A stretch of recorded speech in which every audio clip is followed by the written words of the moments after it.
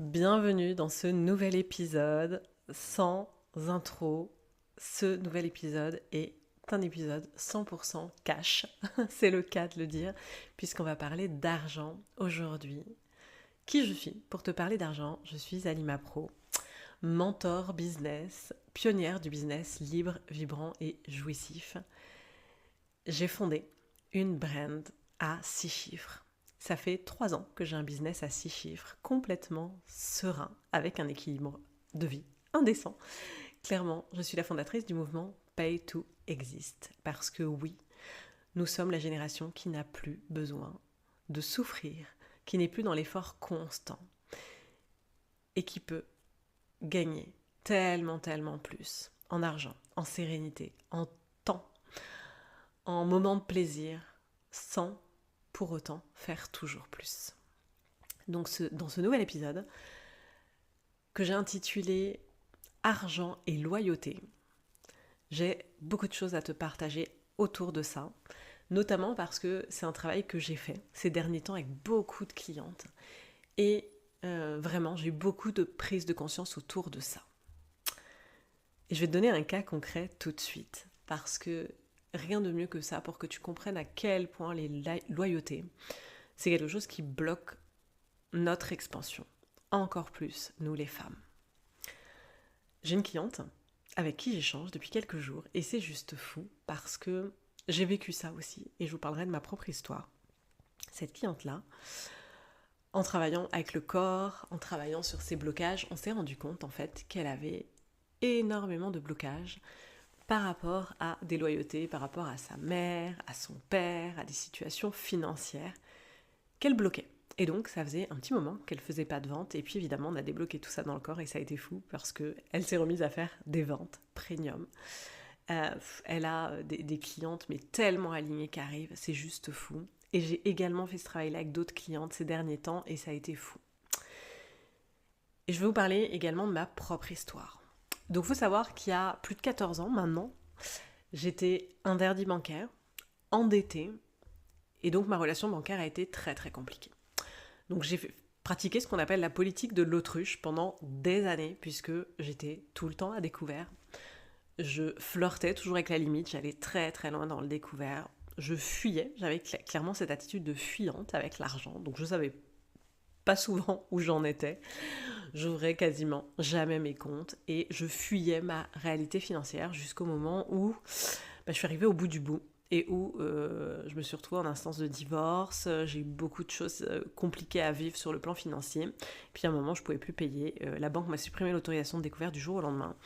Et là, vraiment, c'était très compliqué. J'ai dû même me faire héberger par une amie parce que je ne pouvais même plus payer de loyer, quoi. Donc ça a été très difficile. Et puis, j'ai commencé à travailler ma relation avec l'argent. Et puis aussi, ce jour-là, j'ai décidé que plus jamais de ma vie, je serai à découvert. Et je célèbre mes 14 ans de sobriété, un peu comme une alcoolique, parce qu'il y a vraiment ça dans l'histoire. Être à découvert, avoir des problèmes financiers, c'était ma norme.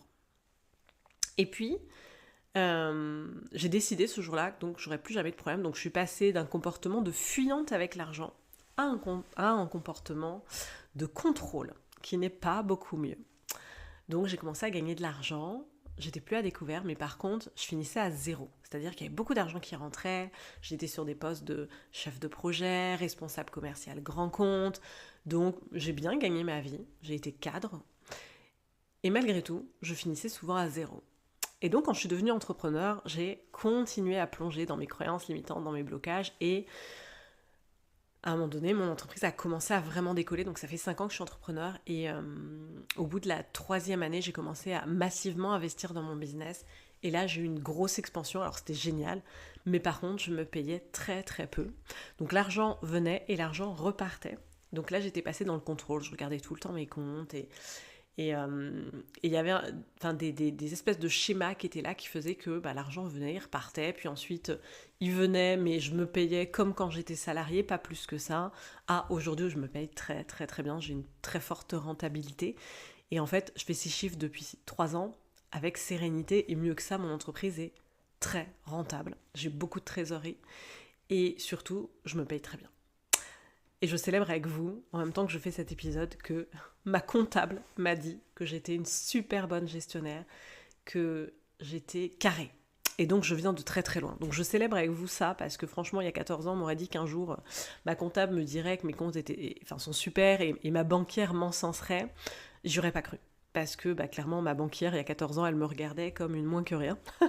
Et aujourd'hui, ma banque me propose régulièrement des énormes offres de crédit dont j'ai pas du tout besoin, mais en me disant, mais vous gérez tellement bien, voilà, vous pouvez aujourd'hui emprunter X euros sans même fournir aucun justificatif, juste vos comptes fonctionnent hyper bien. Donc comment je suis passée de cette situation financière de fuyante, autruche, à hyper contrôlante et à aujourd'hui vraiment à être sereine dans ma relation avec l'argent? Eh bien, il y a eu beaucoup de travail somatique, clairement beaucoup de travail autour de mes blocages. Et c'est ce que je fais aussi avec mes clientes. Et j'ai remarqué que beaucoup de choses viennent de loyauté qu'on a. Quand je fais mon travail somatique, quand je le fais avec mes clientes, je retrouve beaucoup de loyauté. Et puis c'est quelque chose qui revient beaucoup chez les femmes parce que les loyautés, elles ne sont pas qu'avec papa et maman. Il y a les loyautés avec papa et maman et il y a aussi les loyautés avec notre histoire de femme. Donc pour le contexte, j'ai plus les dates en tête, mais ça fait pas très longtemps qu'une femme peut ouvrir un compte bancaire sans l'accord de son mari. Ça fait pas très longtemps que les femmes ont le droit de vote. Donc nous les femmes, on a besoin de se donner énormément d'autorisation autour du fait de s'autoriser à vendre, à gagner de l'argent et à être successful. Parce qu'on va pas se mentir, aujourd'hui, je considère que je fais partie des 1%, voilà, les entrepreneurs à 6-7 chiffres, ce sont les 1%, et les rentables, voilà, je pense qu'on peut affiner encore les statistiques. Et majoritairement là-dedans, ce sont des hommes. Vous regardez le CAC 40, 90%, même plus, ce sont des hommes. Il y a une raison à ça, c'est que pour les hommes, c'est dans leur nature en fait de créer de l'argent. C'est dans leur nature d'avoir cette foi, cette croyance que, évidemment, ils savent faire de l'argent. Voilà, il y a le mot faire d'ailleurs chez les hommes qui revient beaucoup, faire de l'argent. Là où nous les femmes, on est plus dans le créer de l'argent, attirer de l'argent. Et c'est nouveau. Et donc on ne sait pas trop comment faire. Et ce que j'observe beaucoup par rapport aux clientes que j'accompagne et que moi-même j'ai vécu autour de l'argent, vu que les femmes on a quelque chose qui est vraiment ancré à l'intérieur de nous, de l'ordre de on doit prendre soin de nous, voilà. On est des choses sans défense, il y a un peu ça qui me vient, des petites choses sans défense parce que clairement c'est historique, en fait, on avait besoin des hommes pour nous protéger. Donc aujourd'hui encore, j'en discutais avec une cliente qui s'est rendue compte que en fait, son entreprise n'était pas rentable parce que elle avait envie que son mari puisse prendre soin d'elle quelque part. Il y a vraiment ça, et puis elle avait peur aussi de prendre le pouvoir parce que l'homme se donne du pouvoir avec l'argent. Et moi, c'était le cas avec mon conjoint, clairement.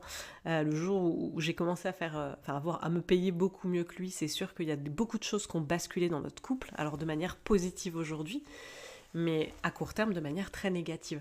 Donc il y a beaucoup de peur inconsciente chez la femme autour du fait de gagner de l'argent parce que ça peut faire basculer son couple.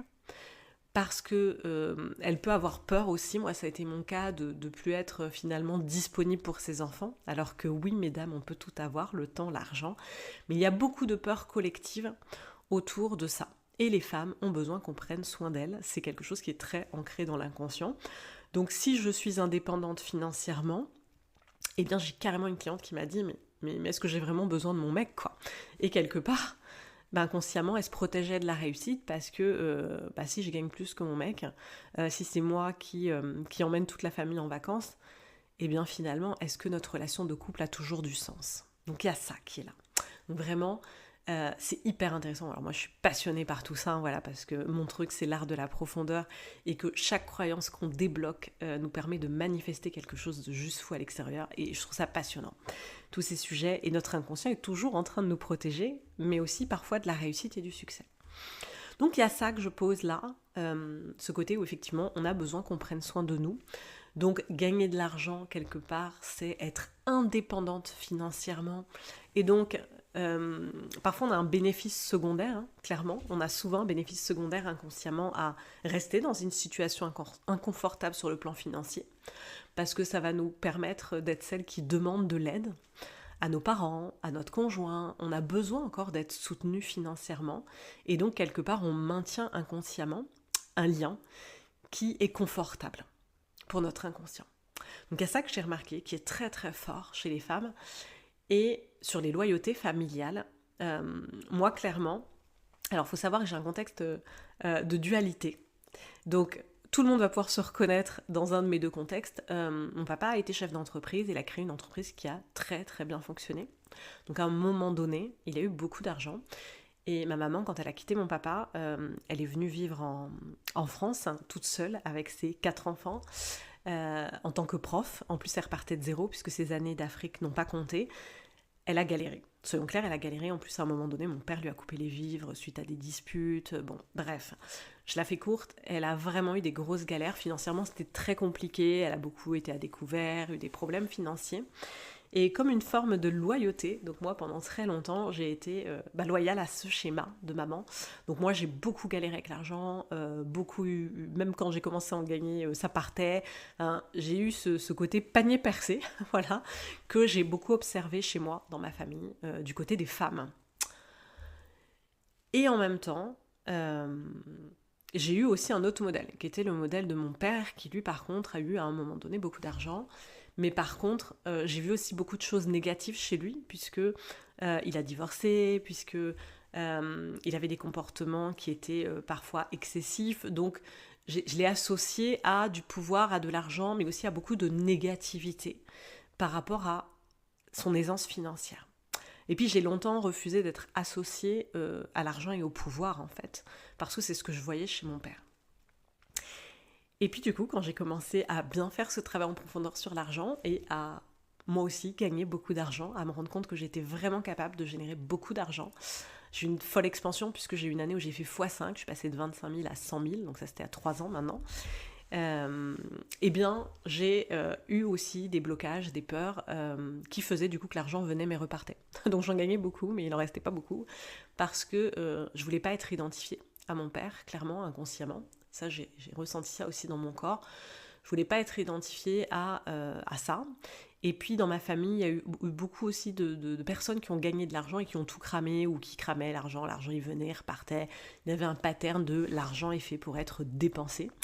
Donc, j'ai ça aussi hein, dans mes schémas aussi liés à mon côté africain. Hein, on a une vision parfois à court terme de la vie, qui fait que on ne sait pas si on est là demain, donc ça, il y a plein d'avantages d'avoir la vie comme ça, mais du coup, on a tendance à dépenser l'argent parce que on va pas le garder dans notre tombe.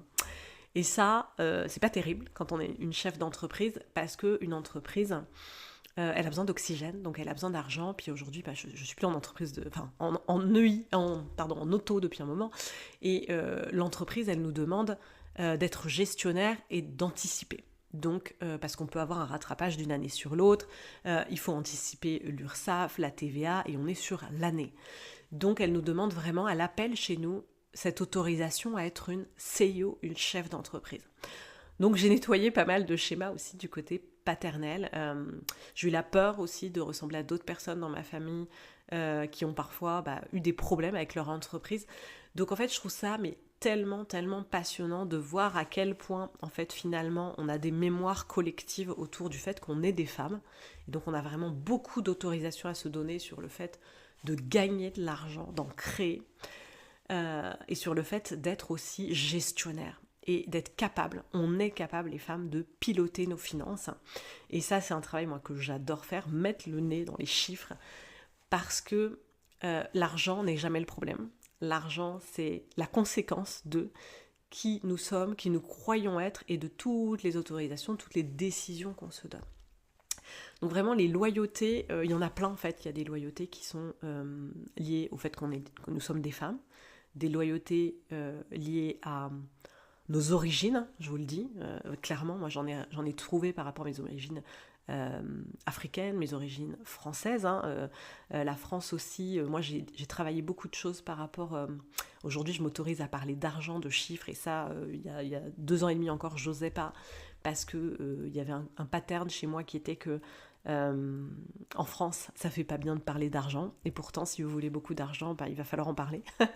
Et on a beaucoup de, effectivement, loyauté par rapport à des frères et sœurs, un papa, une maman, nos amis aussi. J'en parlais ce matin avec une cliente en one-to-one. On s'est rendu compte en travaillant avec le corps et avec les blocages inconscients qu'il y avait aussi cette peur de... en fait, les copines, maman, qu'est-ce qu'elle va penser si moi je gagne bien ma vie alors que ma mère était une femme qui gagnait pas bien sa vie, qui demandait l'argent à son mari pour vivre, qui je suis si je ne suis pas le schéma familial. J'ai aussi travaillé sur une lignée avec une cliente à moi en somatique, c'était juste fou parce que elle a dû en fait faire une lettre de pardon à toutes ces lignées parce que clairement c'était une lignée où les femmes avaient besoin de l'homme pour prendre soin d'elles. Donc tant qu'on est là-dedans, on ne peut pas créer une expansion hors norme, clairement. Donc voilà, je voulais vous parler de ça parce que je trouve que c'est fou et vraiment il y a un gros travail là-dessus à faire pour tout le monde. Et travailler avec son inconscient, travailler avec le corps, se faire soutenir, ça permet de changer ça. Aujourd'hui, je voulais faire un épisode bref là-dessus parce que ça revient. Donc je sais qu'il faut que j'en parle et je vais continuer d'en parler sur mes réseaux. On va aussi en parler dans l'offre secrète, d'ailleurs, avec cet épisode. Si vraiment c'est quelque chose qui vous appelle, ce travail deep, ce travail profond, envoyez-moi un message privé sur Instagram avec secret. J'ai créé une offre là qui va être folle, où mon intention c'est vraiment que les femmes reprennent ou prennent confiance en leur capacité à créer de l'argent. Ancre ça. Et puis pour toutes celles qui me tagueront avec cet épisode de podcast, partagez-le en story, partagez-le sur vos réseaux et taguez-moi avec mon compte @être-épanoui. Eh bien, je ferai un tirage au sort et l'une d'entre vous pourra gagner un travail hyper deep en one-to-one sur sa relation à l'argent, parce que ça, c'est vraiment une force que j'ai. Mesdames, je suis passée du découvert, de l'endettement, à une abondance folle, et je vous le dis, on va vers le 1 000 000 d'euros. C'est une certitude et un ancrage. Avec cet épisode, j'ancre ça avec vous, je le sais. Et en plus, voilà, je pars vivre dans une île paradisiaque cet été, aussi grâce à cette sérénité, cette abondance dans mon business. Donc oui, travailler sa relation à l'argent, ça va vous permettre aussi de créer la vie, le business de vos rêves. Je vous souhaite une très belle journée.